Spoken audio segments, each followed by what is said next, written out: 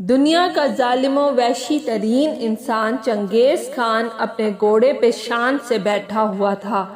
چاروں طرف تتاری افواج کی صفیں کھڑی تھی۔ سب سے آگے چنگیز خان کا گھوڑا تھا۔ چنگیز خان کے سامنے قیدی مسلمانوں کی 3 صفیں کھڑی کی گئی تھی، جن کو آج ہلاکو خان نے اپنے حکم پر قتل ہوتے دیکھنا تھا۔ پھر وہ ظالم بولا، ان کے سر قلم کر دو، اور جلاد نے لوگوں کے سر کاٹنے شروع کر دیے۔ پہلی صف میں ایک کی گردن گئی، دوسرے کی گردن گئی، تیسرے چوتھے کی۔ پہلی صف میں ایک بے قصور بوڑھا غریب قیدی جو کہ اپنے گھر کا واحد کفیل بھی کھڑا تھا، وہ موت کے ڈر کی وجہ سے دوسری صف میں چلا گیا۔ پہلی صف کا مکمل صفایا ہو گیا۔ چنگیز خان کی نظروں نے اس بوڑھے کو دیکھ لیا تھا کہ وہ موت کے خوف سے اپنی پہلی صف چھوڑ کے دوسری صف میں چلا گیا تھا۔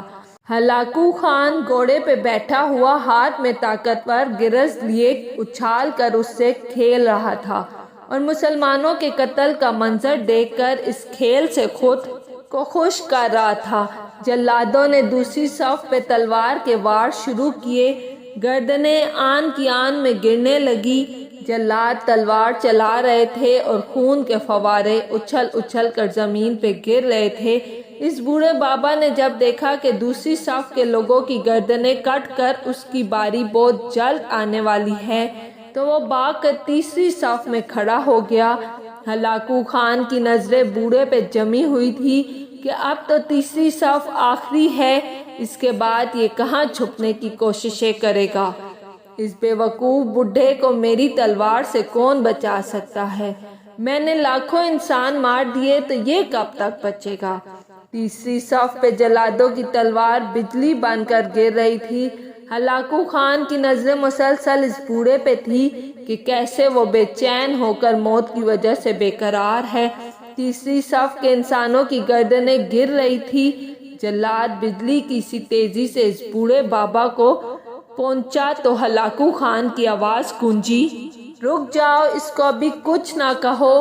بابا بتا، پہلی صف سے تم دوسری صف میں بھاگ آیا، جب وہ ختم ہوئی تو تم تیسری صف میں بھاگ آیا۔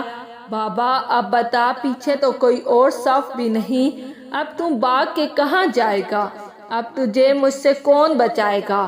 اس بوڑھے نے آسمان کی طرف دیکھا اور کہا، میں نے پہلی صف کو اس لیے چھوڑا کہ شاید میں دوسرے میں بچ جاؤں، لیکن موت وہاں بھی پہنچی۔ پھر میں دوسری صف کو چھوڑ دیا کہ شاید تیسری میں بچ جاؤں۔ چنگیز نے گرز کو ہاتھ میں اچھالتے ہوئے کہا، بابا کیسی ہام خیالی ہے، یہ کیسی بیکی باتیں کر رہے ہو؟ بھلا تمہیں میری تلوار سے بھی کوئی بچا سکتا ہے؟ بوڑھے مسلمان نے زمین و آسمان کی ہر چیز کے مالک اس وحدہ لا شریک رب پر بے انتہا یقین کے ساتھ کہا، وہ اوپر والی ذات اگر چاہے تو کچھ بھی ہو سکتا ہے، اور اگر وہ چاہے تو مجھے تجھ سے بچا سکتا ہے۔ کیسے بچا سکتا ہے؟ چنگیز خان نے اتنے تکبر میں آ کر کہا کہ اس کے ہاتھ میں گرز گر پڑا۔ چنگیز خان چابک دست، ہوشیار جنگجو اور چلاک انسان تھا۔ چنگیز خان گھوڑے کے اوپر بیٹھے بیٹھے گرے ہوئے گرز کو اٹھانے کے لیے خود کو جھکایا کہ زمین پہ گرنے سے پہلے وہ اسے ہوا میں ہی پکڑ لے۔ اسی کوشش میں چنگیز خان کا ایک پاؤں رکاب سے نکلا اور وہ اپنے گھوڑے سے نیچے آ پڑا، جبکہ دوسرا پاؤں رکاب میں ہی پھنس کر رہ گیا۔ چنگیز خان کا گھوڑا اتنا ڈر گیا کہ بھاگ نکلا۔ چنگیز نے خود کو بچانے کی بڑی کوشش کی، لشکر بھی حرکت میں آ گیا، لیکن گھوڑا اتنا طاقتور تھا کہ کسی کے قابو میں نہ آیا۔ وہ ہلاکو کو پتھروں میں گھسیٹ گھسیٹ کر بھاگتا رہا، یہاں تک کہ ہلاکو کا سر پتھروں سے پٹک پٹک کر اس قدر لہو لہان ہو گیا کہ اس کی روح چند ہی منٹوں میں اپنے اس تکبر بڑے وجود کو چھوڑ کر جہنم رسید ہو گئی۔ لشکر نے جب بے انتہا کوششوں کے بعد چنگیز خان کے طاقتور گھوڑے کو قابو کیا تو اس وقت تک اس کا سر برے طریقے سے کچلا جا چکا تھا۔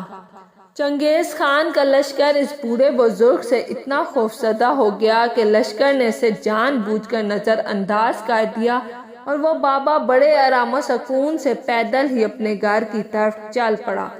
مظلوم کی آس سے ڈرو، کیونکہ جب وہ اللہ سے رجوع کرتا ہے تو قبولیت بہت دور سے اس کا استقبال کرنے آتی ہے۔ اگر آپ کو میری ویڈیو پسند آئی ہے تو لائک اور سبسکرائب لازمی کیجیے گا۔